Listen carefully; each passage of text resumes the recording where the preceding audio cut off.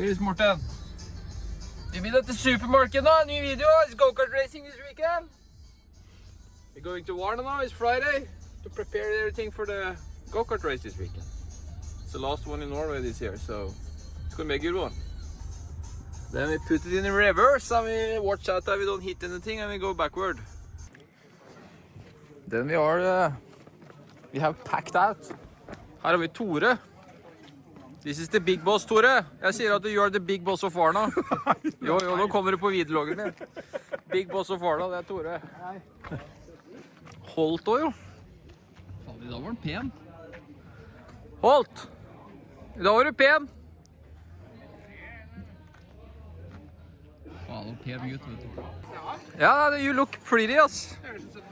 Nå det sånn at nå har jeg fått låne plass inne hos de store gutta i helga, så nå kan du ikke bare dure inn til meg. Jeg kommer til å komme. Her det stengt. Yeah, that's how it is. We luckily we borrowed the plass in this tent hos guttene. It's a tent we're standing here on the track all year. And Paulsen is there with the Sodi car. Skjønberg der med Sodi, og så jeg her med Sodi. That's actually new da, from Rudskogen, at vi kjører Sodi kart, ikke CRG. Mainly because it's lighter. Since the driver is fat, the cart has to be light. So now I'm only 5 kilos over the minimum weight. Rudskogen was 10. So this is helping. The guys is having fun of me because they are emptying the septic tank over there. And I couldn't stand there, I had to go away. Stian, jeg klarer ikke, jeg holder på å spy. Nei, du kjæring, altså. Nei, slapp av. Jeg trodde ikke du var så pinglete, altså. Så gå vekk. Nei. So then Morten is changing the brake pads. I'm gonna adjust the height and stuff on the rear. And we're gonna prepare for free practice 12:48. Ja, men jeg klarer ikke, jeg holder på å spy. Jeg takler ikke, det bare sånn der. Now we have put up first free practice Formel 2 from Baku. Se på Stensordene da. Debuterer i F2 i helga. Fan skal følge med. I told him actually that he couldn't go race this race because the plan was that Martinez and I should drive go-kart this weekend. So, but he chose F2 race for go-kart. Jeg skjønner ikke det, men. Then we are in gang with the free practice da. It's us in 20 minutes. Back in the workshop Friday evening. And now I'm gonna clean. My brother is cleaning the rims. I'm gonna clean the chassis because it rained in the end of the day. And after we cleaned, we're gonna weld. Yes, we're gonna weld. Because the thing is, today, it's been really bad. Nothing have been working. And I actually said last Saturday, last time I drove, didn't work on dry, and I said that the chassis have to be broken or something because it's not working at all. And turns out it's broken, cut off. So we're gonna clean it now and weld. I'm sorry to all my neighbors who have to listen to this now. Friday evening, it's not nice, but I have to get it clean.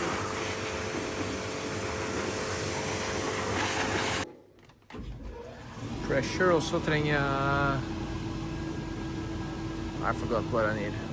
I need something more, but I forgot it. Let's fire up the Kempi da, and melt it a little bit together. It's going to be good. It's now welded. Where is it? It turned out not too bad. So then we try again tomorrow. Hopefully that's fixing some of the problems we had today. We have to throw in and say that this is a super old chassis. It's the old kart to Benjamin Fuglesang. It's the one he used all last year. And he used it a lot. He have probably 1,000 laps with it at Varna, so this is good used. So no wonder why this kind of stuff happens. Now we're gonna go to bed, it's late. Try again tomorrow. Alright, Saturday. Back on the track. Tronsen is having a skolekurs i å legge på hjul. Edia, cutting strips. Transponder is on. Da skal vi bare preppe for warm-up da. Bedre nå? Yeah, now it's what better. Now it's better. It's only warm-up, but we was P3 in the rain. So that was good. Now it's time for driver briefing. Fy faen, trøtt jeg tror. Driver briefing is here on the starting grid da.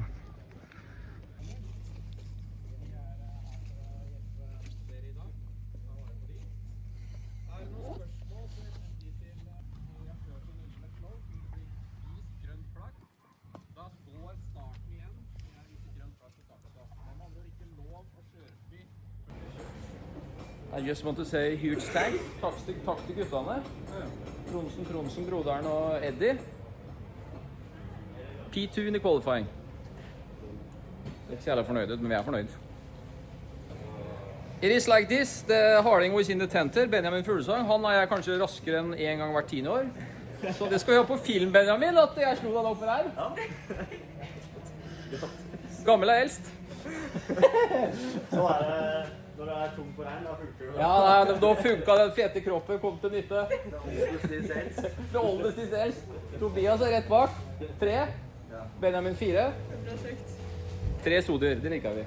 Han som er først bør ikke snakke om. Jo da, det er Henriksen, han var helt overlegen, så gratulerer til Henriksen.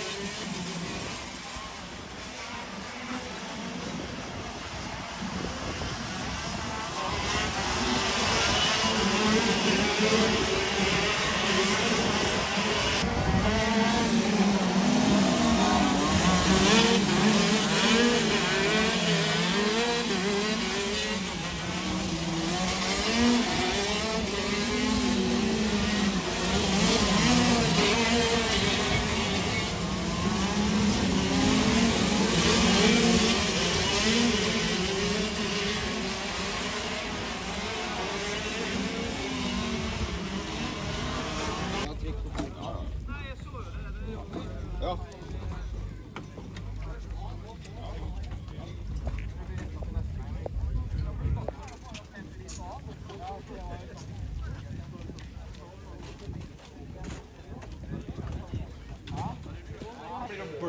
Mer bløt å ha på regnelsen enn å ikke ha på.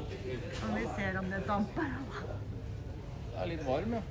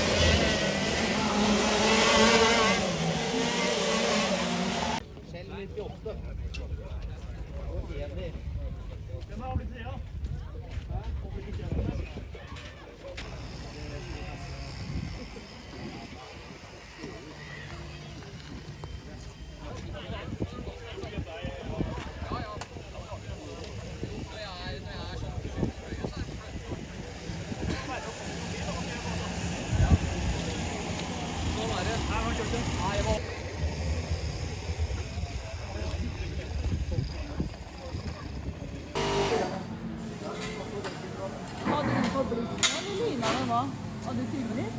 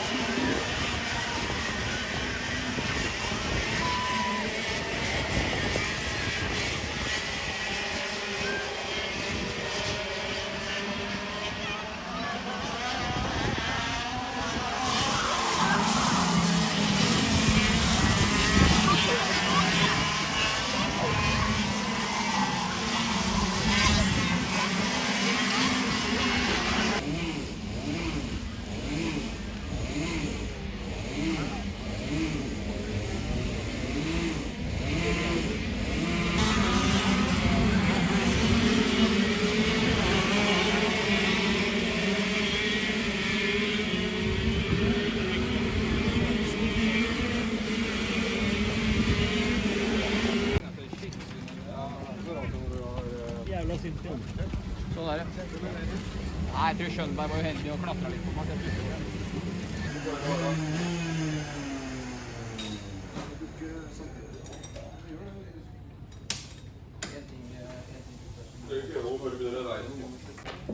Yeah, now we have been racing 2 heats. Now one more heat and one more final. The last heat we had too much tire pressure, dried up, ended P6. That was not too good, but we knew we had too much tire pressure. And now it was that drive, everybody had slicks. And I was lying P3, started P4, good start. And we was unlucky because one of the other drivers just hit me a little bit from behind, and I'm gonna show you what happened. Yeah, the other driver came up on the side and get his front bumper into my rim and broke 2 of those. And then the air came out because those bolts are to keep the tire from going off the rim in the corners. So when it broke, then the gasket go away and flat tire, and I had to go to the pit. So now we start far, far, far behind in the final. That's how it is.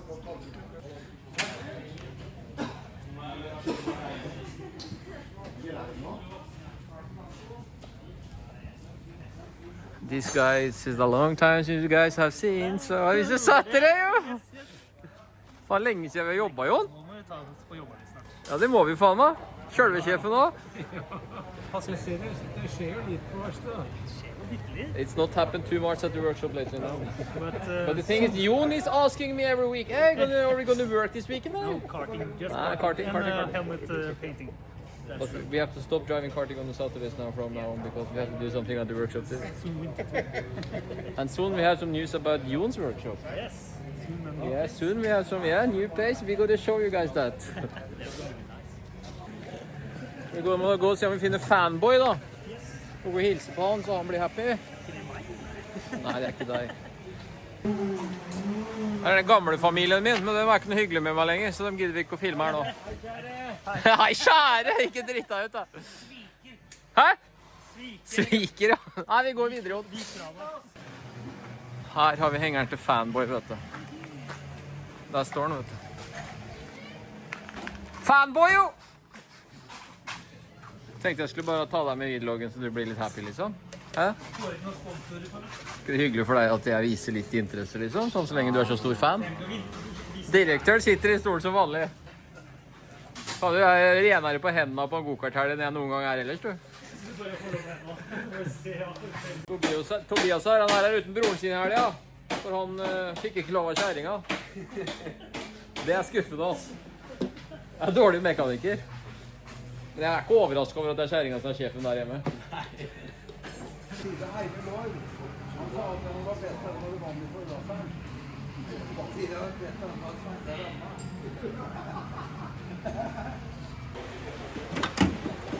It's now 25 minutes to the final and the rain coming down. It's coming down. That's good for us.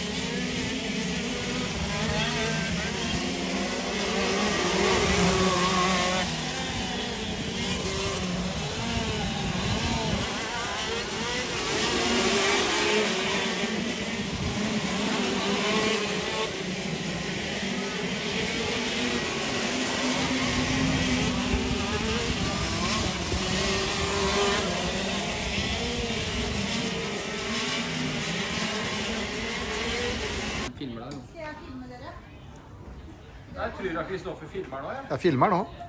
Nå skal de bossene dra, så jeg skal si tusen takk for helga. Tusen takk for hjelpa. Ikke film ned nå. Jeg får med hele deg, så det går bra. Takk til Eddie, jo. Broderen og faderen nå. Ja, du må si oss gikk da. I think I'm going to tell you how it went. We started P12, ended P4. Hva skal vi si til det da? Det er vel helt greit.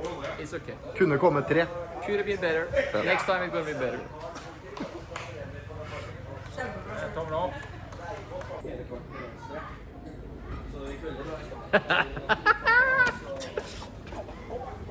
How did it go? Hæ? 8? Unlucky. Ja, det er ikke noe å skryte av. Sorry. Then is it prize giving. Tror ikke jeg får noe pokal for den 4. plassen. While I remember, I'm gonna say tusen takk til KNA Varna. Alle som har stilt opp. Funksjonærer og alt sånt. Uten dem så blir det jo ikke noe løp. Så the weekend have been really good, ikke sant Morten? Jeg sier takk til KNA Varna for et opplegg. Bra opplegg. Absolutt. Det har vært jævlig bra. Det er good. Nå skal vi bare få den, se på premietillingen, og så komme oss hjem og se Formel 1. Og på Martinus Stenshornet. Fallet faen meg 7 i går, da. Now we're gonna go home and watch the race. Gratulerer, en kuk. Nei, det er bra. Jeg kom ikke. Lå noen seger og sperra. Han her, for eksempel. We got the trophy for P4. And I also got this one from Tore and KNA Varna. And it's because it's 25 years since I first drove this race here at this track. 25 years ago. So this is like a... Hva heter det for noe? Ærespokal. So thanks, that was really cool.